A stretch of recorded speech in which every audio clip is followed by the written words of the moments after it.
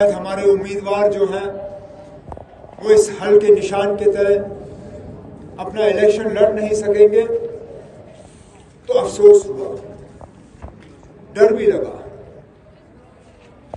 क्योंकि एक रिश्ता है आपका हमारा इस तंजीम का। वो रिश्ता इतनी आसानी से टूटेगा नहीं,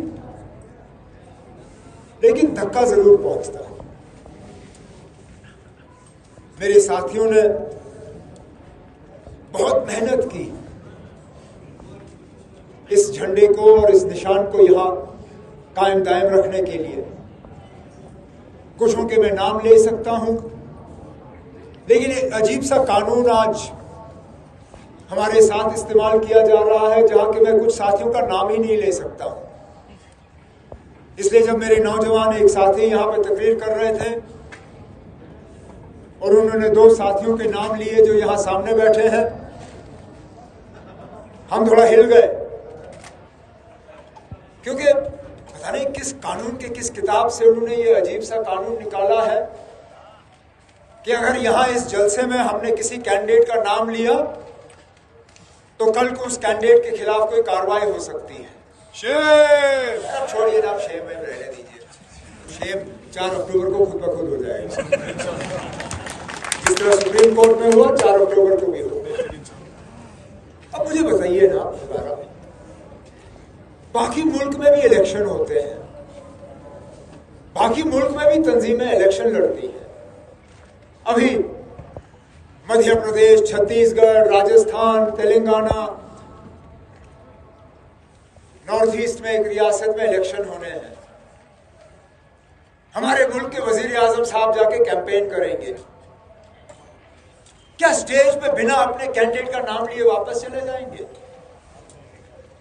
और क्या अगर वहां पे उन्होंने कैंडिडेट का नाम लिया तो क्या वहां पे पहुंचने के लिए जो जहाज, हेलीकॉप्टर, गाड़ी, माइक, स्टेज, कुर्सी, टेंट, खाना पीना, ये सब खर्चा जो बीजेपी को बर्दाश्त करना होगा, क्या ये उस कैंडिडेट से लिया जाएगा? अगर वहां पे नहीं तो यहां पे क्यों? सिर्फ इसलिए क्योंकि आपको पैरों तले जमीन जो है वो खिसकती हुई नजर आ रही है और आपको लगता है कि अगर मैं श्रीनगर से आया और मैंने अपने साथियों का नाम नहीं लिया तो शायद इनको वोट नहीं मिलेंगे। अरे राम, अगर मैं यहां आके जलसा भी नहीं करता तब भी मेरे जो उम्मीदवार यहां सामने बैठे हैं आपकी जमानत जब्त करके यहां से कामयाब होकर जाते हैं।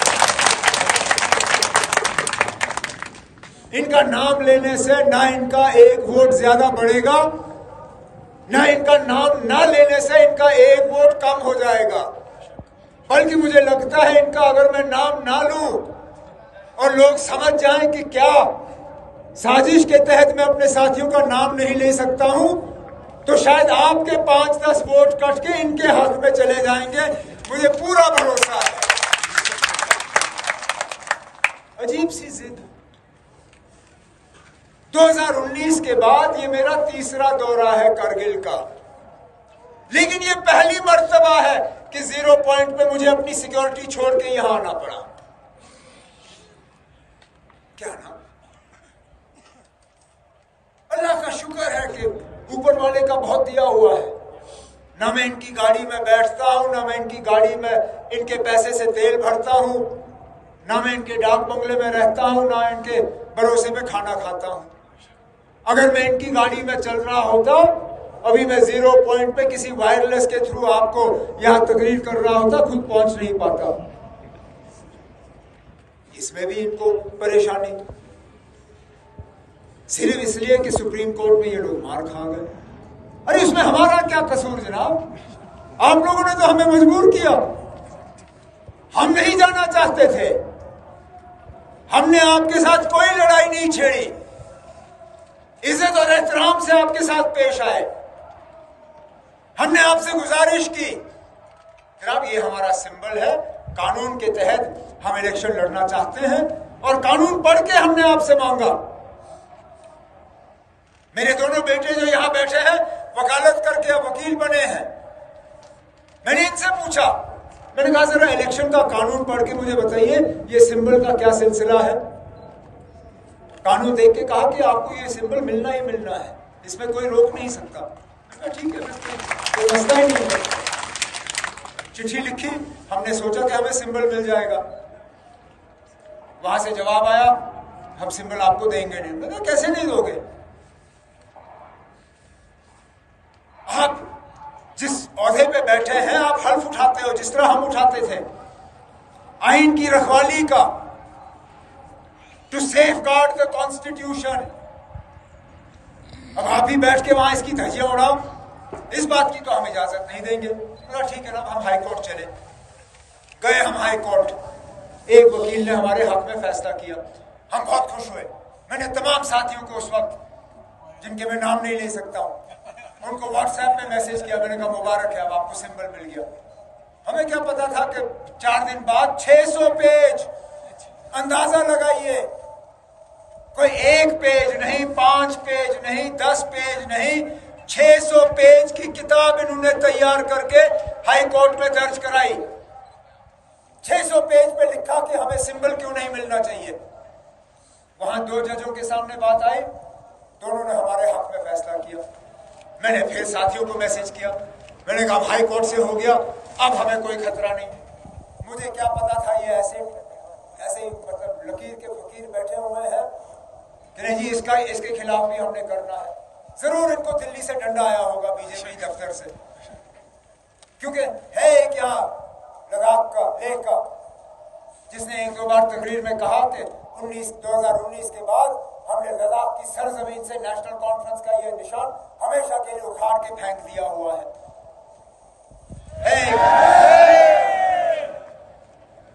अब उसको शायद ये चिढ़ थी कि मैंने अब पब्लिकली जलसे में कहा कि ये निशान गया, अब अगर इनको निशान मिला तो मेरी बेइज्जती होगी, तो वहां से और दबाव लाया। इन्होंने बड़े बड़े वकील किए, सुप्रीम कोर्ट में गए। इनको सुप्रीम कोर्ट से ऐसे जूते पड़े कि शायद जिंदगी में ये कभी भूलेंगे।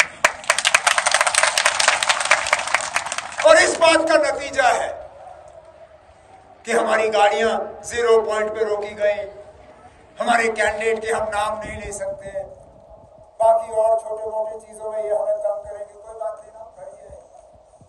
4 तारीख को आपको पता चलेगा कि आपकी ये साजिशों का और हरबों का नतीजा क्या है। क्योंकि बिल्कुल सही कहा नासिर ने और अगरमुल्ला साहब ने, ये इलेक्शन सिर्फ हिल काउंसिल का नहीं है। ये पहली मर्तबा है 2019 के बाद कि आप लोगों को एक मौका दिया जा रहा है अपनी आवाज बुलंद करने का। 2019 में आपको दबाया गया था, आपके फोन बंद हुए, आपका इंटरनेट बंद हुआ, आपका घूमना फिरना बंद हुआ। दबाया गया था कि यहां से कोई यूटी के खिलाफ आवाज ना उठे। न सिर्फ मुल्क के मीडिया की नजरें बल्कि दुनिया की नजरें 4 अक्टूबर को यहां करगिल के लोगों पे होगी कि आप लोग अपने वोट के जरिए क्या पैगाम भेजना चाहोगे। क्या उस पैगाम में आप 2019 5 अगस्त की बात जो है उसको कबूल करोगे या उसके खिलाफ अपनी आवाज बुलंद करोगे? सिर्फ ये फैसला आपने करना है।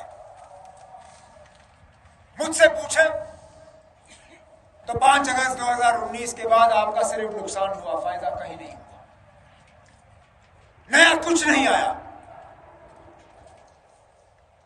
एक चीज बताए जो इन्होंने यहां आपके लिए कुछ किया हो बड़ा, सुजीला टनल, उसका भी संग बुनियाद मैंने और राहुल गांधी ने रखा था। ट्रांसमिशन लाइन, वो भी इससे पहले। पावर हाउस, वो भी इनके आने से पहले। एक चीज आप लोगों ने मांगी इनसे जो हम कर नहीं सके। आपने कहा ये बड़ा अच्छा हवाई अड्डा आपने सजाया हुआ है, कम से कम इसमें जहाज उतारिए ताकि हम जहाज पे चढ़े। वल्लाह मैं ये सोच रहा था कि ये लोग जो है कुछ करे ना करे बल्कि रेगुलर एयर सर्विस ये जरूर आप लोगों के लिए शुरू करके दे देंगे। वो तक नहीं किया, वो तक इनसे नहीं हुआ। छोटे काम, चाहे टूरिज्म का हो, जो टूरिज्म फैसिलिटेशन सेंटर, उस वक्त मैं और बना। ये स्टेडियम थक जाएंगे हम गिनते गिनते जो यहां पे काम हुए। लेकिन इनसे पूछे इन्होंने क्या किया, इनके पास जवाब नहीं होगा।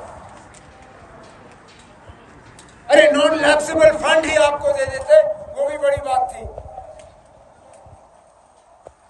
कभी मौका मिले, हमारे जो कल तक हिल काउंसिल के चेयरमैन थे, उनसे पूछिए कितना तंग करके रखा हुआ था, कितना बजट दे देते थे।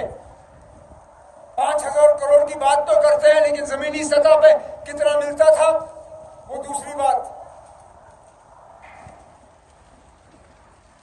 तभी तो जिस तरह आगा साहब ने कहा श्रीनगर की बात करने यहां आए।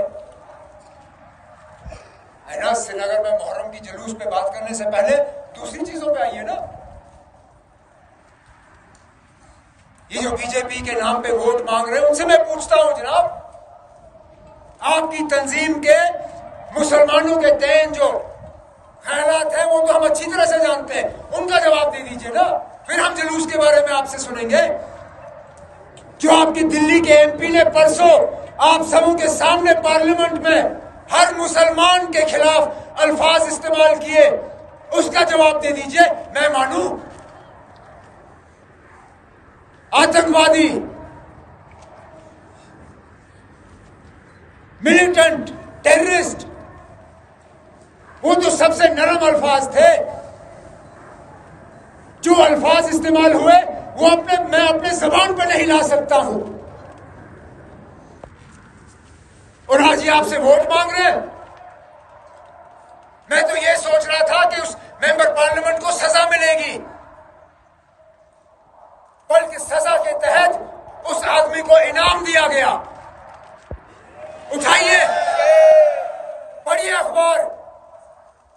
जिस मेंबर पार्लियामेंट ने परसों हर मुसलमान के खिलाफ वो अल्फाज इस्तेमाल किए, उस मेंबर पार्लियामेंट को आपने राजस्थान में एक पूरे जिले की जिम्मेदारी दी पार्लियामेंट इलेक्शन में। तो हम क्या मान के चले कि वो एक पूरे कौम को गाली दे और आप उसको इनाम से नवाजें? तो मतलब उसकी जो सोच वो आपकी तंजीम की सोच।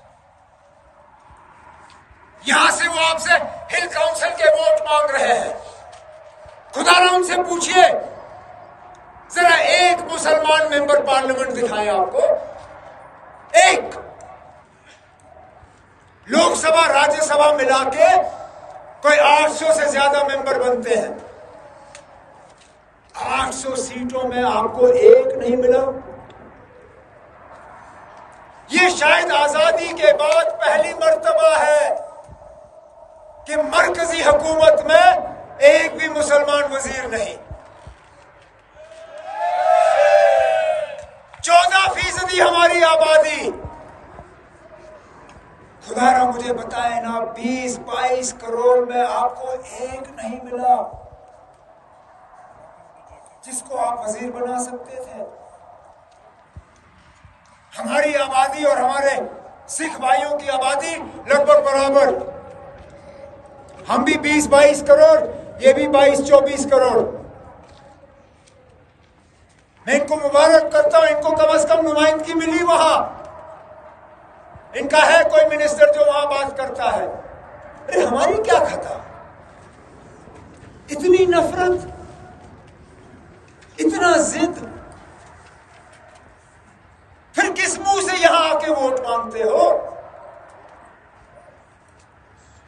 आखिरकार इन चीजों का लोगों को जवाब दो, फिर वोट मांगो। समझाओ लोगों को, बताओ आप क्या करते हो बाकी मुल्क में मुसलमानों के साथ। किस तरह रोज बरोज उनके घरों पे, दुकानों पे आप लोग बुलडोजर चलाते हो। किस तरह उनके रहन सहन को आप पसंद नहीं करते हो। जैसे आगा साहब ने कहा, हमारी बेटियों को अपने पसंद के कपड़े पहन के आप लोग कॉलेज में जाने की इजाजत नहीं देते हो क्योंकि वो हिजाब पहन के जाती हैं। अगर यही आपकी सोच है तो फिर ये सोच लें कि आप करगिल में क्या सियासत कर रहे हो।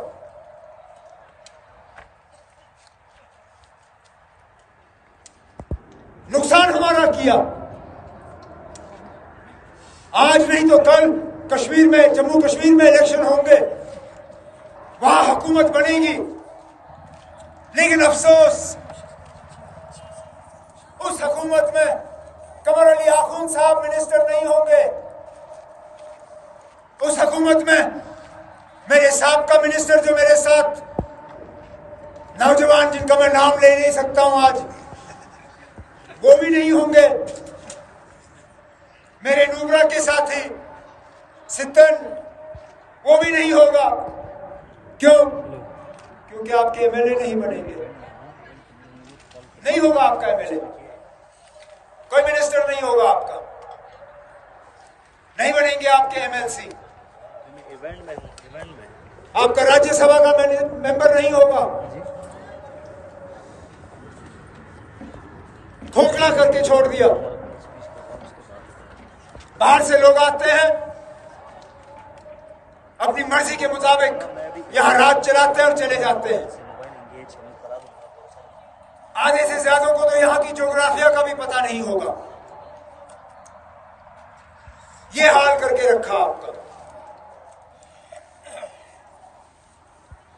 कहने के लिए तो हम जमहूरियत, अपने आप को जमहूरियत की मां समझते हैं। अक्सर में इस तरह आपने सुना होगा मदर ऑफ डेमोक्रेसी। जो हाल ही में दिल्ली में वो G20 का भी शोशा हुआ, उसमें भी जमहूरियत जमहूरियत जमहूरियत। लेकिन कहीं कहा आपकी जमहूरियत जब करगिल के बारे में इतना बड़ा फैसला लिया गया? क्या यहां के आवाम से पूछा? चलिए उस वक्त नहीं पूछा, लेकिन आज तो सुनिए, आज तो लेह के लोग भी यूटी नहीं चाहते।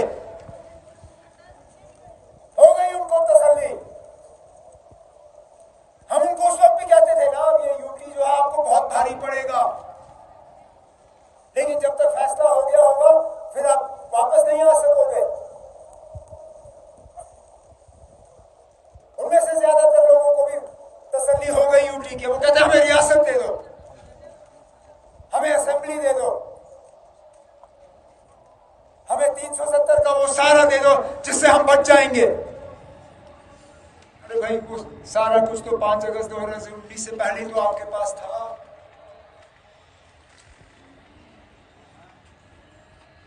लेकिन आपको देते देते यहां का बेड़ा गर्क किया।